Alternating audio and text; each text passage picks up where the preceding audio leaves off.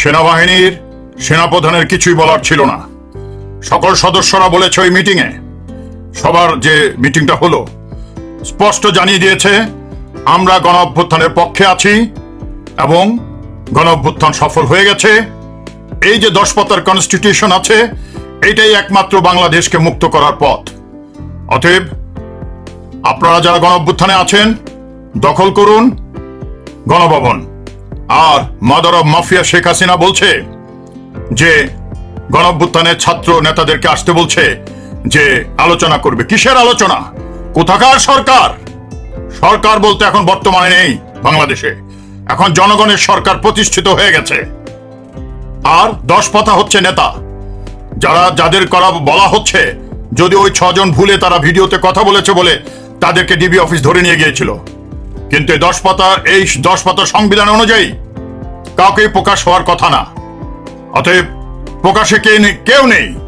এই 10 পাতা তো কথা বলতে পারবে না। এই 10 পাতা অনুযায়ী হাসিনা, তুমি ঘোষণা দাও এটা মেনে নিয়েছো এবং সাথে সাথে দেশ শান্তির পথে আসবে। আমি স্পষ্ট তোমাকে বলে দিই, আমি স্পষ্ট এই 10 পাতার সংবিধানে, এটা হলো গণ অভ্যুত্থানের সংবিধান, হাসিনার পতনের সংবিধান, বলেছি মাত্র পার্টি দুইটা, একটা হাসিনা, বাকি 18 কোটি লোক। এখন তাই হয়েছে, 18 কোটি লোক এখন ক্ষমতায় আছে, এটা বুঝতে হবে। এবং হাসিনাকে আমি বলছি না আর কিছুই, তুমি বসে থাকো, কথা দেওয়া হচ্ছে কোনো স্পর্শ করবে না, কেউ কাউকে মারবে না, আহত করবে না। আমার এই 10 পাতায় বলা আছে বিচার হবে নিয়ম অনুযায়ী। আর আদালত নাই, সংবিধান নাই, সরকার নাই, তো তুমি কোথাকার সরকার হাসিনা? এটা তো এই 10 পাতাতে বলা আছে। এখন জনগণ হয়ে গেছে এই দেশের মালিক। এই অনুযায়ী যারা শহীদ হয়েছে, আবু সাইদের মতো বীর, যে রংপুরে, চিন্তা করা যায় দেশের জন্য দাঁড়িয়ে সে বুকে গুলি, সেই হায়নাদের গুলি সে গ্রহণ করেছে। কাদের জন্য? 18 কোটি মানুষের জন্য। আর তুমি বলছো যে আলোচনা করবে? তুমি কে? কোন সংবিধান নাই এখন। যদি চুপ্পু মনে করে ইমার্জেন্সি দিব, নো, এর চেয়ে বড় ইমার্জেন্সি আর কি হতে পারে? এতগুলো লোক হত্যা হয়েছে। এ প্রিয় ছাত্ররা যারা পাশ করে জীবন শুরু করবে, তারা জীবন শুরু করার আগেই ঝরে পড়েছে। তুমি আবার আলোচনার কথা বলছো। আমি সংশ্লিষ্ট মন্ত্রণালয়, কোন মন্ত্রী নেই। যারা চাকরি করছেন এখনই আদেশ দিন, যারা বিদেশে আছে, যাদের পাসপোর্ট আটকিয়ে রেখেছে, তাদের আজকের মধ্যে পাসপোর্ট দিয়ে দিন। এবং আমি বলছি, যারা বিদেশে সরকারেরও দালালি করেছেন, তারাও আসেন, নির্ভয়ে বাংলাদেশে আসেন, কেউ টাচ করবে না। সেনাবাহিনীর লোক এটাই বলেছে, স্যার আমি দেখেছি আপনার বিরুদ্ধে সাক্ষী জানি বলে ক্যাপ্টেন জহির জীবন দিয়েছে। আমরা সেই সৈনিক, কিন্তু 53 বছর ধরে আমাদের ব্যবহার করেছে, আর ক্যাপ্টেন জোহরের মতো হত্যা করেছে। যখন ইচ্ছা তখন আমাদের চাকরি থেকে বের করে দিতে পেরেছে। আপনার এই 10 পাতার মাধ্যমে আমরাও স্বাধীনতা পাবো। স্বাধীনতা মানে মানবাধিকার, অর্থাৎ যখন তখন বের করে দিতে পারবে না। তাদের বিচারের সুযোগ হাইকোর্টেও থাকবে, সুপ্রিম কোর্টেও থাকবে, আপিল করার সুযোগ।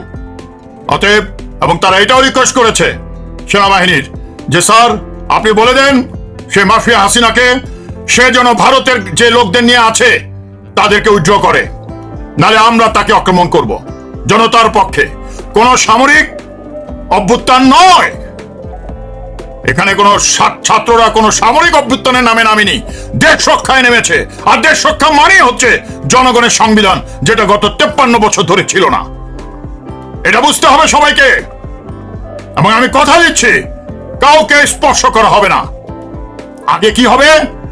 আগে নতুন সংবিধান হবে। কোথায় হবে? এই সংসদ ভবনে। তারাই হবে সমন্বয়ক, যাদের সন্তান মারা গেছে, যাদের তাই সে বাবা মা বা ভাই বোন যারা মারা গেছে, যারা আহত হয়েছে, যারা এখনো রাস্তায়, যারা সংগ্রাম করছে, আমার কাছে সবারই লিস্ট আছে। তারাই হবে সমন্বয়ক এবং 10 পাতা অনুযায়ী রাষ্ট্র পরিচালনা হবে। এখানে দেওয়া আছে। এটার একটা অক্ষর যদি লেখা আছে, আমিও যদি না মানি, অমান্য করি, আমার বিরুদ্ধে বিচার হবে বা আমার বিরুদ্ধে পাল্টা আক্রমণ হবে, এটাই বলা আছে। এটাই সম্পূর্ণ স্বাধীনতার কথা বলা আছে। তাই আজকের মধ্যে যারা বাইরে আছেন দেশে ফিরে আসুন, যারা আসতে পারছেন না, যেমন আমার পাসপোর্ট আটকে রেখেছে, পাসপোর্ট ক্লিয়ার করে দেওয়া হোক। আমি স্বরাষ্ট্রমন্ত্রীকে মন্ত্রণালয়কে যে সেক্রেটারি সচিবরা আছে আদেশ দিলাম, যদি আমার না মানা হয় তাহলে তোমাদেরকেও ছাড়া হবে না। আর একটা কথা, আমি 2020 সালের 26 অক্টোবর বলেছিলাম ভয়ের মাধ্যমে রাষ্ট্র চলতে পারে না। প্রথম কাজ হবে সফলতার পর, গণঅভ্যুত্থান সফলতার পর, যে র্যাবকে ডিসব্যান্ড করে দেওয়া। আমি আজকে ঘোষণা দিচ্ছি, স্বরাষ্ট্র মন্ত্রণালয়ে যারা আছো আদেশ করে দাও।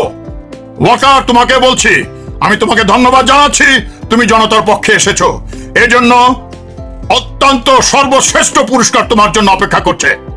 আর যারা কিছু ক্লাউন আছে বাইরে বসে বলছে ওয়াকার স্যার আপনি ক্ষমতা গ্রহণ করুন, অনেকে বলছে সামরিক সরকার চাই, এসব ভুল করবে না। জনগণের সরকার, সামরিক সরকারের নামে আগে এই সামরিক বাহিনীকে ব্যবহার করেছে, আর এই জোহরের মতো হত্যা করেছে পরবর্তীতে ব্যবহার করে। এটা আর হতে দেওয়া হবে না। জনগণের সরকার, জনগণের সংবিধান হবে, তারপরে সবকিছু হবে। যারা এখন নির্বাচনের চিন্তা করছেন এগুলো বন্ধ করেন। আর সেনাবাহিনীর লোক বলেছে আপনি নিশ্চিত থাকেন স্যার সামরিক অভ্যুত্থান হবে না। আর কনস্টিটিউশনে নাই, তাহলে ইমার্জেন্সি কিসের? দেশে ইমার্জেন্সি চলছে, যুদ্ধ হচ্ছে, মানুষ মারা যাচ্ছে। অথবা আমি বলে দিচ্ছি আজকের থেকে, এই মুহূর্তের থেকে র্যাবকে ডিসব্যান্ড করা হলো। র্যাপিড অ্যাকশন ব্যাটালিয়ন বলতে আর কিছু থাকবে না।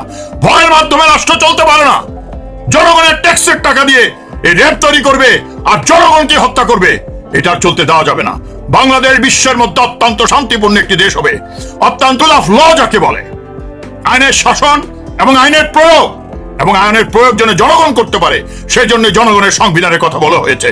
তাই আমার আবারও বলছি, কারোর সাথে আলোচনার সুযোগ নেই। 10 পাতার কনস্টিটিউশন যেটা দেওয়া আছে, এটা একটা কাগজ, এটাকেই মানতে হবে। এবং তারাই আমরা সব লিস্ট আছে, যারা আহত হয়েছে, নিহত হয়েছে, তাদের ভাই বোন বা মা বাবারাই হবে সমন্বয়ক। যারা মোচে তা দিচ্ছেন যে তত্ত্বাবধায়ক সরকার একটা হবে, নির্বাচন হবে, ভুলে যান, তাহলে এই জনগণ ঘরে ফিরবে না।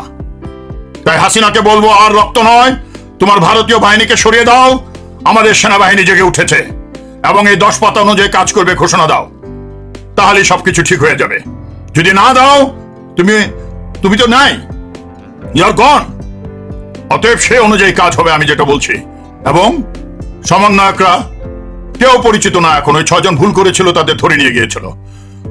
অতএব সরকার নেই, সেনাবাহিনী বলে দিয়েছে গণঅভ্যুত্থানের অধীনে তারা, এবং জনগণের অধীনেই তো সেনাবাহিনী থাকবে দেশ রক্ষার জন্য, এই মাদার অফ মাফিয়াকে রক্ষার জন্য নয়। সবাইকে এটা বুঝতে হবে। বাংলাদেশ জয়ী হয়ে গেছে, বাংলাদেশ একটা নতুন স্বাধীন দেশ পেয়েছে ইতিমধ্যে, এখন মাত্র কয়েক মুহূর্তের বাকি। তাই আমি আজ শেষবারের মতো বলবো, এবং আমি বিশ্বাসই করতে পারছি না আজকাল আমাদের সেনাবাহিনীর সদস্যরা, অফিসার থেকে শুরু করে সবাই, যে এমন দেশপ্রেমিক হয়েছে আরো বেশি আগের মতো, সে মুক্তিযুদ্ধের মতো, সে 15 আগস্টের মহাবিপ্লবের মতো। এখনো অনেকে চালাকি করে আগস্ট মাসকে শোকের মাস বলতে চাচ্ছে। সাবধান হয়ে যান, এটা মহাবিপ্লবের মাস। সেটা ছিল 1975 সালে, আজ ওইটা মহাবিপ্লবের মাস, জুলাই আগস্ট যেটা চলছে। অথবা আমি বলবো যে কোন, এরা এটা বলেছে যে স্যার আমাদের ব্যবহার করে যে জেনারেলরা চুরি করেছে কোটি কোটি টাকা, তাদের আমরা দেখতে চাই না। এই 10 পাতা হবে নেতা, কোনো ব্যক্তি নেতা নেই। কাউন্সিল, পর্ষদের মাধ্যমে দেশ চলবে, নতুন সংবিধান হবে, তারপর